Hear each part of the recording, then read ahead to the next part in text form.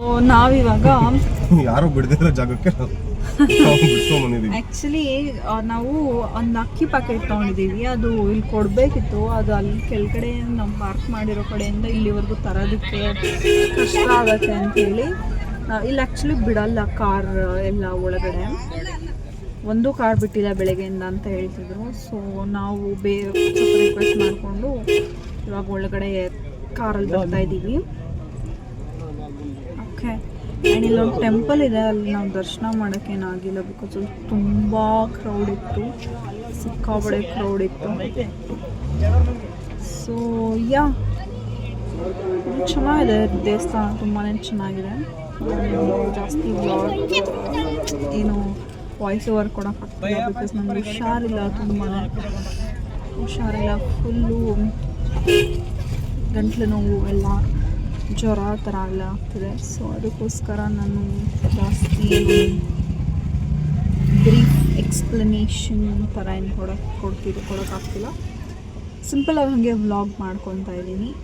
So yes, please do subscribe to Harsha YouTube channel and also ಈ video ಇಷ್ಟ ಆದರೆ like, share and subscribe.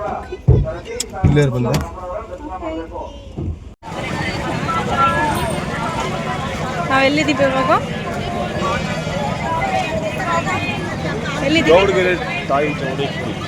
Gowdagere Chowdeshwari ಟೆಂಪಲಲ್ಲಿದ್ದೀವಿ. ಇವಾಗ ಹೋಗ್ತಾ ಇದ್ದೀವಿ ಇನ್ನು ನಡ್ಕೊಂಡು.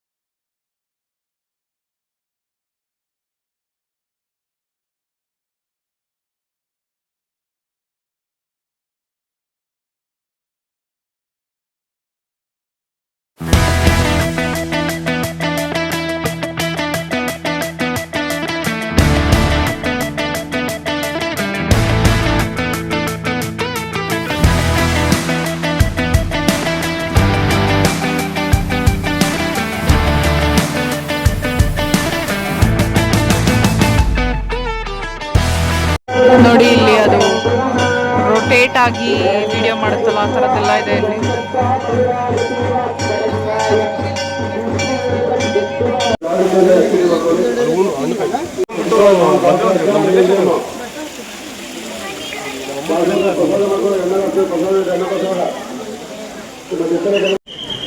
ಸೊ ಇಲ್ಲಿ ನಾವು ಕೊಡ್ತಾ ಇದ್ದೀವಿ.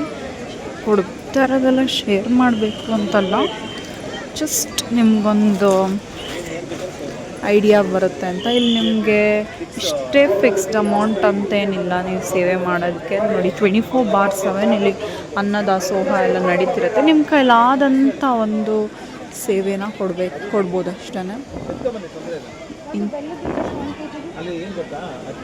ಇದೇ ಮಾಡಬೇಕು ಅಂತೇನಿಲ್ಲ.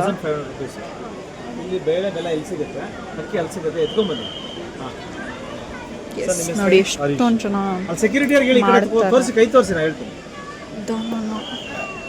ಗುಡ್ ಕಾಸ್ ಅಷ್ಟೇ. ಹರೀಶಾ, ಯಾವ ಊರು? ಬೆಂಗಳೂರು.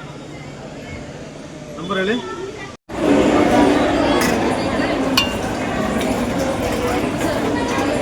ಬುಂದಿ ಪಾಯಸ.